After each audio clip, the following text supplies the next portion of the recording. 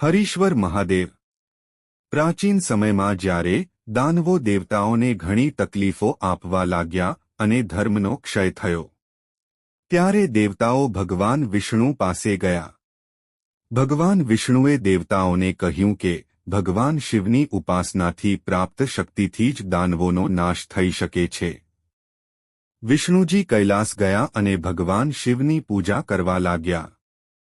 તેમણે માનસરોવરમાંથી જન્મેલા કમળથી ભગવાન શિવની પૂજા કરી અને સહસ્ત્રનામનો પાઠ કરતી વખતે અને દરેક નામના મંત્રનો જાપ કરતી વખતે ભગવાન શિવને એક એક કમળ અર્પણ કરવાનું શરૂ કર્યું।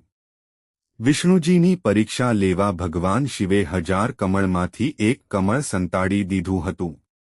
વિષ્ણુજીએ દરેક જગ્યાએ તેની શોધ કરી અને અંતે પરાજય પામીને તેમની એક આંખ કમળના રૂપમાં અર્પણ કરવા લાગ્યા। તરત જ ભગવાન શિવ પ્રગટ થયા અને વિષ્ણુજીએ વરદાન માંગ્યું કે ભગવાન શિવ દાનવોની શક્તિ ઓછી કરે। તેના પર મહાદેવે વિષ્ણુજીને પોતાનું સુદર્શન ચક્ર આપ્યું, જેના કારણે વિષ્ણુજીએ કોઈ પણ પ્રયત્ન કર્યા વિના દાનવોને હરાવી દીધા। વ્યાઘ્રેશ્વર મહાદેવ। ભગવાન શિવને પ્રસન્ન કરતી અનેક વિધિઓમાં શિવરાત્રિનું વ્રત સૌથી મહત્વનું છે।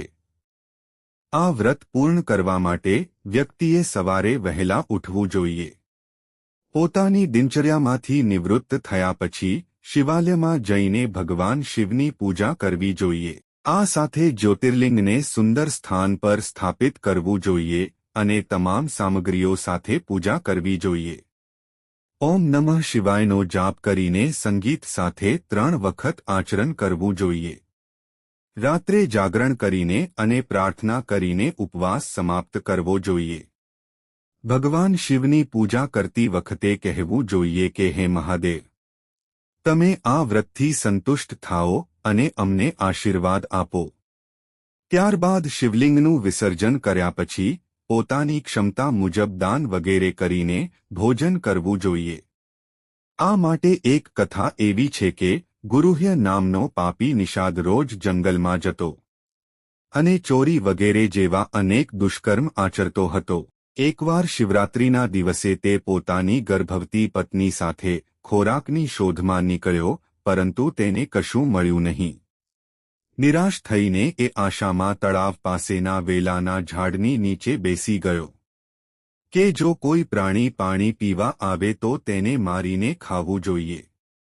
રાત્રિના પહેલા ભાગમાં જ્યારે એક મૃગ પાણી પીવા આવ્યું ત્યારે ભીલે તેના ધનુષ્ય પર તીર મૂક્યું અને જેવું તેણે તીર ખેંચ્યું કે તે વેલાના ઝાડમાંથી કેટલાંક ફૂલો અને પાણીના ટીપા ભગવાન શિવના જ્યોતિર્લિંગ પર પડ્યા અને ભગવાન શિવની પૂજા થઈ। મૃગીએ ઉદાસ સ્વરે કહ્યું કે મને થોડા સમય માટે બાળકોની સંભાળ લેવા જવા દો, હું ફરી આવીશ। નિષાદે તેને જવા દીધી અને તેણે તેની રાહ જોતા 1 કલાક જાગ્યો। દિવસના ઉત્તરાર્ધમાં તેની બહેન મૃગીની શોધમાં તે જ તળાવ પર આવી અને નિષાદે પણ તે જ કર્યું અને ફરીથી જ્યોતિર્લિંગ પર ફૂલો અને પાણી પડ્યા અને ભગવાન શિવની પૂજા થઈ। મૃગી બહેને પણ થોડો સમય માંગ્યો અને ચાલી ગઈ। નિષાદે તેને પણ જવા દીધી। ત્રીજા કલાકમાં એક મજબૂત હરણ બંનેને શોધતું શોધતું ત્યાં આવ્યું અને પછી તેને મારવાના પ્રયાસમાં તે જ રીતે ફૂલો અને પાણી ફરી પડ્યા અને ત્રીજા કલાકમાં ભગવાન શિવની પૂજા થઈ। હરણે પણ ખૂબ જ કરુણાભર્યા સ્વરે નિષાદને તેના બાળકો માટે વ્યવસ્થા કરવા માટે સમય માંગ્યો અને તેને પાછા આવવાની ખાતરી આપી। તેની રાહ જોતો નિષાદ પણ ચોથા કલાકે જાગી ગયો। ઘરે પહોંચીને ત્રણેય એકબીજાને પોતપોતાની વાત કહી અને બાળકોની જવાબદારી મૃગીને સોંપ્યા પછી હરણે પોતે નિષાદ પાસે આવવાનું નક્કી કર્યું। હરણીએ કહ્યું કે વૈધવ્ય ખૂબ જ ખરાબ છે અને તેમને સાથે આવવા વિનંતી કરી અને આ પછી બાળકો પણ તેમના માતાપિતા સાથે ત્યાં પહોંચ્યા। જ્યારે ચોથા કલાકે નિષાદે પોતાના ધનુષ્ય પર તીર મૂક્યું તો તે જ રીતે ભગવાન શિવ પર પાણી, પાંદડા અને ફૂલ ચઢાવીને ચોથા ભાગમાં પૂજા થઈ। આનાથી નિષાદના પાપોનો નાશ થયો અને તેને બોધનો અનુભવ થયો. તેણે પ્રતિબદ્ધતાની ભાવનાથી હરણોને મુક્ત કર્યા. નિષાદના આ કાર્યથી પ્રસન્ન થઈને ભગવાન શિવ પ્રગટ થયા અને તેને વરદાન માંગવા કહ્યું. નિષાદે તેમની પાસેથી વરદાન માંગ્યું કે તેઓ ત્યાં રહે. ભગવાન શિવે તથાસ્તુ કહ્યું અને વ્યાઘ્રેશ્વર નામ સાથે ત્યાં સ્થાયી થયા. આમ ભગવાન શિવના આ જ્યોતિર્લિંગો અલગ અલગ જગ્યાએ અલગ અલગ રૂપમાં વિદ્યમાન છે.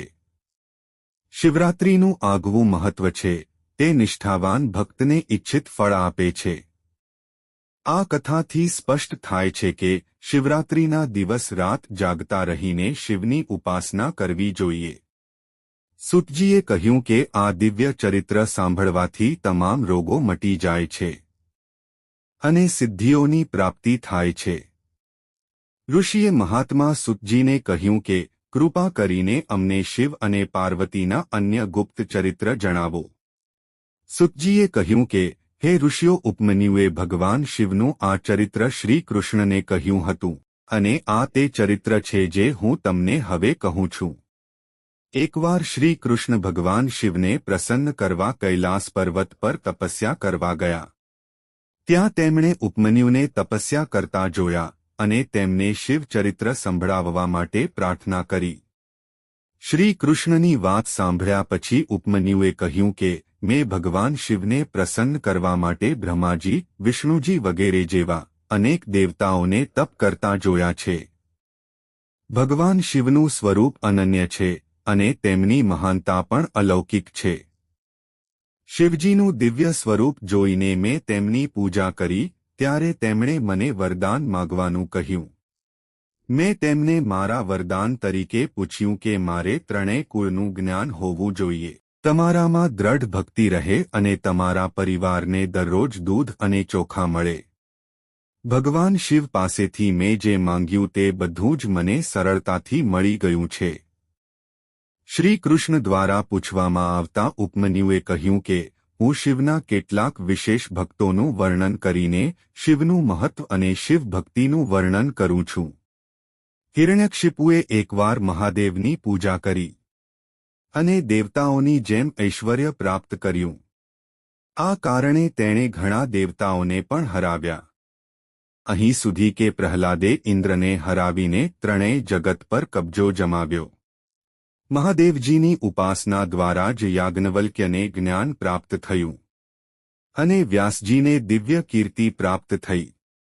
આ સાથે ભગવાન શિવની કૃપાથી બાલખિલ્ય ઋષિઓ જે ઇન્દ્ર દ્વારા પરાજિત થયા હતા, ગરુડજીને તેમના સહાયક તરીકે મળ્યા હતા જેમણે સોમરસનું અપહરણ કર્યું હતું. દત્તાત્રેય, દુર્વાસા, અનસુયા, ચંદ્રમા વગેરેને ભગવાન શિવની કૃપાથી જ પુત્રો થયા. ચિત્રસેન અને ગોપિકાપુત્રે મહાદેવની ઉપાસના કરીને જ સર્વોચ્ચ સફળતા પ્રાપ્ત કરી. ભગવાન શિવે રાજા ચિત્રાંગદને યમુનાથી બચાવ્યા અને ચાંચુકાને અંતિમ ગતિ આપી. ભગવાન શિવે જ મંદાર બ્રાહ્મણ અને પિંગલા વેશ્યાને બચાવ્યા હતા. ભગવાન શિવે ઘણા લોકોને બચાવ્યા. શ્રી કૃષ્ણએ ભગવાન શિવ પ્રત્યેની તેમની સંપૂર્ણ ભક્તિ દર્શાવી અને તેમને તેમના મંત્રનો પરિચય આપવા કહ્યું. શ્રી કૃષ્ણએ ઓમ નમઃ શિવાયનો જાપ શરૂ કર્યો. તેમણે દક્ષિણ પગના અંગૂઠા પર સ્થિર ઊભા રહીને 16 મહિના સુધી તપસ્યા કરી અને પછી શિવજી અને પાર્વતીજી શ્રી કૃષ્ણ સમક્ષ હાજર થયા અને તેમને વરદાન માંગવા કહ્યું. આ સાંભળીને શ્રી કૃષ્ણએ 8 વરદાન માંગ્યા. 1. ભગવાન શિવ માટે સતત પ્રેમ.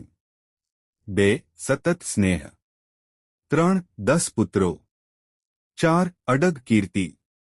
5. નિકટતા. 6. શત્રુઓનો નાશ. 7. નમ્ર રહેવું. 8. યોગીઓ દ્વારા સન્માન કરવામાં આવે. આગામી કથા સાંભળવા માટે ભાગ 40 જોવો. જો તમને આ વિડિયો પસંદ આવ્યો હોય તો વિડિયોને લાઇક કરો અને ચેનલને સબસ્ક્રાઇબ કરો.